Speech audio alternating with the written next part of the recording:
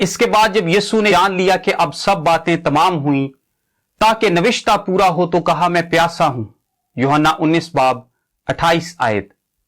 यीशु को पहली दफा जो मैं पेश की गई वो यीशु ने क्यों ना पी। यीशु को दूसरी दफा पेश किया जाने वाला सिरका कौन सा था, और स्पंज और जूफा क्या है। यीशु ने मैं प्यासा हूं क्यों कहा, और दूसरी दफा पेश किया जाने वाला सिरका क्यों पिया। आइए जानते हैं।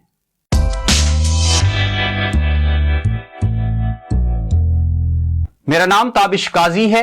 अगर आप इस चैनल पर नए हैं तो बराए मेहरबानी इसको सब्सक्राइब कीजिए और बेल आइकन पर क्लिक कीजिए। इस वीडियो को दूसरे लोगों तक ज्यादा से ज्यादा शेयर करें ताकि आप उनकी जिंदगी में बरकत का वसीला बन सकें। यीशु को पहली दफा जो मैं पेश की गई वो यीशु ने क्यों ना पी।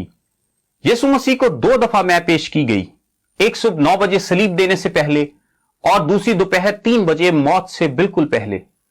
मत्ती 27 बाब उसकी 33 और 34 आयत में लिखा है, और उस जगह जो गुलगुता यानी खोपड़ी की जगह कहलाती है पहुंचकर पित्त मिली हुई मैं उसे पीने को दी, मगर उसने चख कर पीना ना चाहा।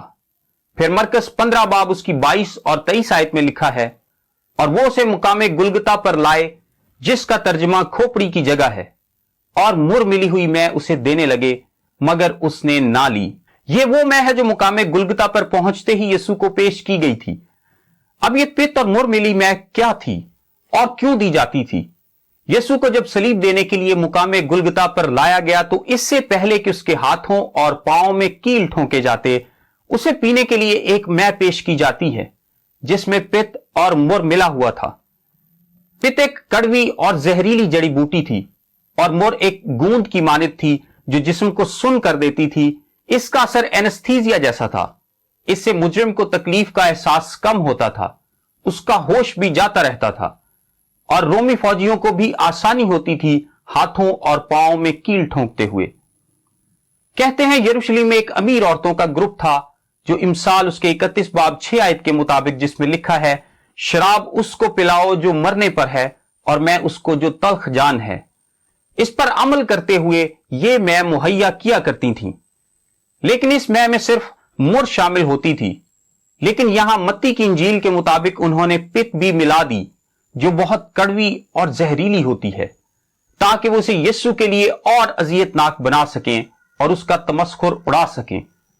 सो हम ये अंदाजा लगा सकते हैं कि जो मैं खवातीन ने बनाई थी ये वो नहीं थी, बल्कि रोमी फौजियों या यहूदी लीडरों की तैयार करदा थी।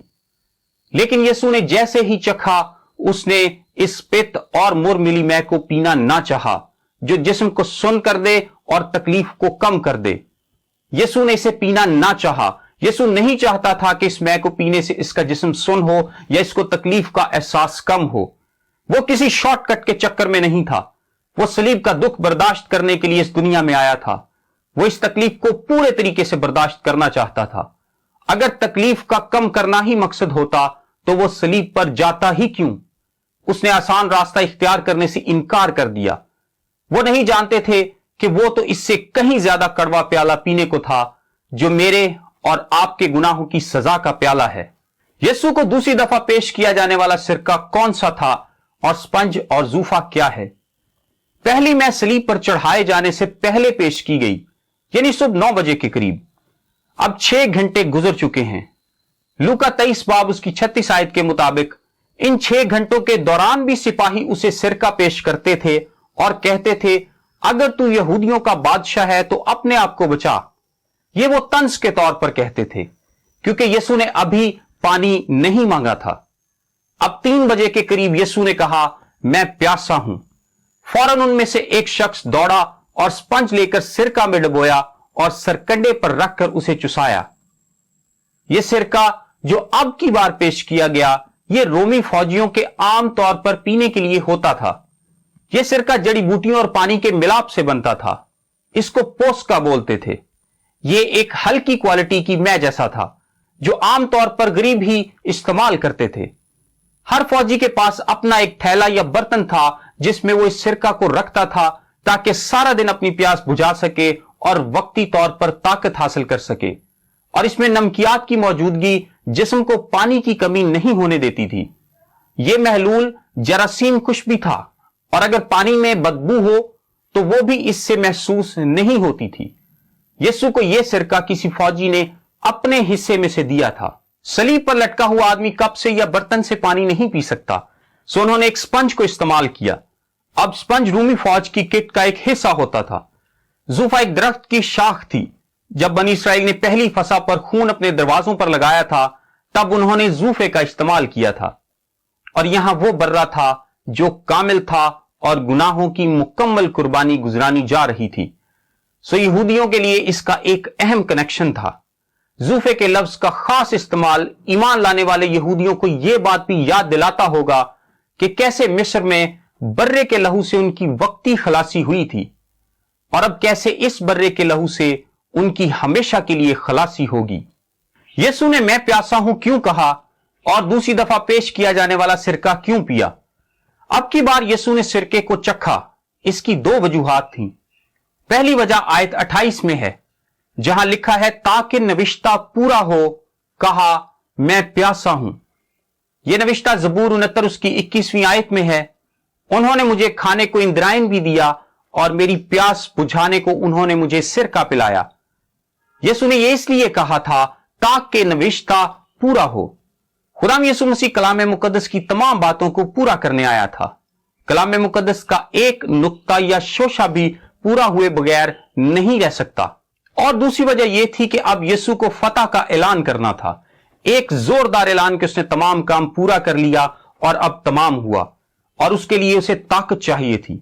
ज़बूर 22 उसकी 15 आयत में लिखा है, मेरी कुव्वत ठीकरे की मानिंद खुश्क हो गई और मेरी जुबान मेरे तालू से चिपक गई। 6 घंटे मुसलसल सलीब पर रहने के बाद और जिस्मानी तौर पर अजियत बर्दाश्त करने के बाद उसके जिस्म में पानी की शदीद कमी थी। उसका गला खुश्क और जुबान गोया तालू से चिपकी थी और उसको जोर से बोलने के लिए तर गला चाहिए था। सो उसने वो सिरका चखा ताकि फतहमंदी का जोरदार ऐलान कर सके, जो वहां पहाड़ पर मौजूद तमाम लोग सुन सकें। खुदा यीशु मसीह ने कलाम के हर हिस्से को पूरा किया क्योंकि वो बाप की मर्जी पूरी करने आया था। उसको कलाम मुकद्दस की तमाम बातें याद थीं। ये प्यास उसके इंसानी पहलू को भी जाहिर करती है। वो कामिल इंसान और कामिल खुदा था। उसने ये प्यास आपके लिए बर्दाश्त की थी।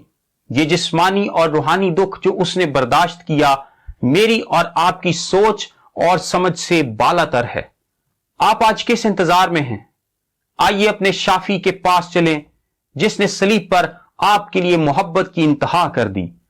खुदा आप सबको उसके पास आने का फजल अता करे। आमीन।